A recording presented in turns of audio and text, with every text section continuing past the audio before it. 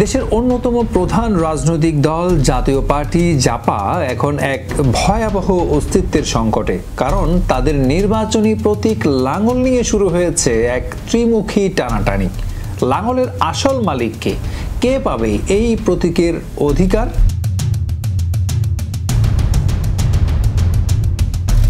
লাঙ্গল প্রতীক নিয়ে এবার মাঠে নেমেছেন তিনটি পক্ষ।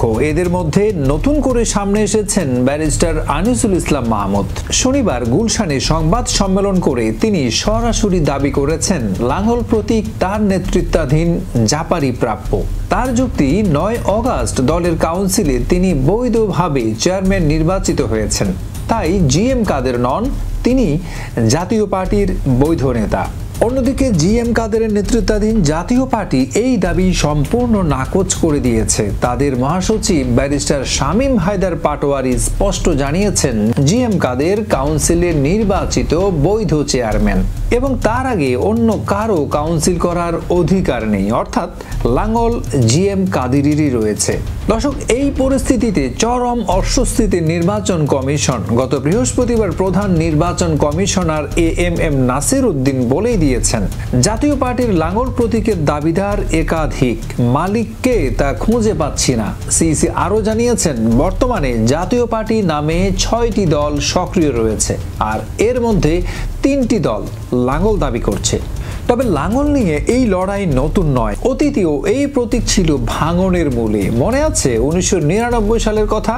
আওয়ামী লীগের সঙ্গে থাকা না থাকার প্রশ্নে ভাঙে হোসেন মোহাম্মদ এরশাদের জাতীয় পার্টি। আনোয়ার হোসেন মঞ্জুর নেতৃত্বাধীন জাতীয় পার্টি জেপি তখন লাঙ্গল প্রতীক দাবি করে, কিন্তু শেষমেশ আদালতের রায়ে প্রতীকটি এরশাদের হাতেই রয়ে যায়। 2023 সালের উপনির্বাচনেও রওশন এরশাদ নিজের মনোনীত প্রার্থীর জন্য লাঙ্গল চেয়ে চিঠি দিয়েছিলেন ইসিকে। আনিসুল ইসলামের দাবি ও জিএম কাদেরের আক্রমণ চলতি বছরের অগাস্টে এই বিভাজন আরও স্পষ্ট হয়, যখন এবিএম রুহুল আমিন হাওলাদার, মুজিবুল হক চুন্নু সহ জিএম কাদেরের অনেক ঘনিষ্ঠ নেতা আনিসুল ইসলামের নেতৃত্বাধীন জাপায় যোগ দিয়েছিলেন। শনিবার সংবাদ সম্মেলনে আনিসুল ইসলাম তার দাবির পক্ষে শক্তিশালী যুক্তি তুলে ধরেন। তিনি বলেন, গঠনতন্ত্র এবং গণপ্রতিনিধিত্ব আদেশ অনুযায়ী 9 অগাস্ট দলের কাউন্সিল হয়েছে এবং এর ফলে নতুন কমিটি গঠনের পর জিএম কাদের আর কোনোভাবেই নিজেকে জাতীয় পার্টির চেয়ারম্যান পরিচয় দিতে পারবেন না। তিনি সরাসরি জিএম কাদেরের দ্বৈত নীতির সমালোচনা করে বলেন, তিনি এক সময় শেখ হাসিনার ফাঁসি চান, আবার বলেন আওয়ামী লীগ ছাড়া নির্বাচন বৈধ হবে না। এমন দ্বৈত নীতির লোক রাজনীতিতে কতটা প্রাসঙ্গিক তা ভাববার সময় এসেছে। দর্শক, তবে এই বিভাজনের পেছনে আরও একটি গুরুত্বপূর্ণ দিক রয়েছে। আওয়ামী লীগের শাসনামলে গৃহপালিত বিরোধী দল হিসেবে পরিচিতি পাওয়া জাতীয় পার্টিকে নিয়ে এখন জনমনে তীব্র সমালোচনা।